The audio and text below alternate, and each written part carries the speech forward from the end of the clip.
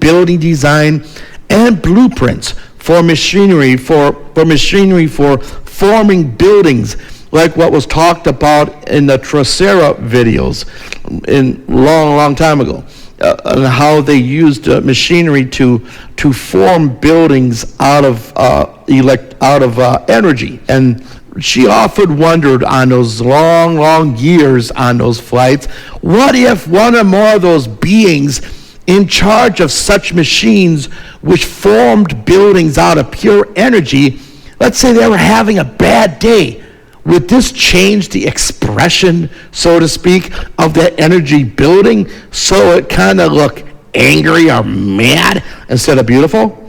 So this, things like this, her friends would be heard now and then talking about, even during the card games.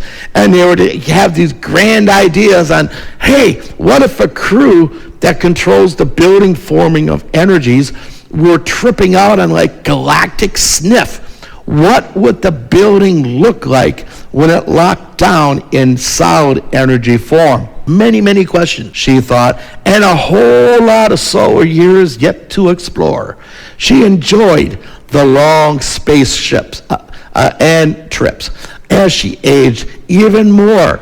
This let her work on other things and studies, not the old memories of so many battles which pushed her even to her limits, of a Draco humanoid that could breathe fire or smoke, but this here, and how many space fighter jets and space fighter crafts and battleships, and how many battles she had been in or had flown in or had fought during, in which the situations the craft would fail for her because it's been shot too much, and when she landed, she would then have to make pieces and form tools as well as shields against the enemies. This, she remembers, was one of the sweet things of being a Draco humanoid who could breathe fire. For many of the allied metals on the crafts, in small pieces, she could melt down to bend, twist, and reform them to how she needed. Now, but this was a really nasty indigestion. Blah! She later talked about that she would have from having to breathe so much fire. It was the after effects of why she didn't breathe fire very often, because such horrible indigestion.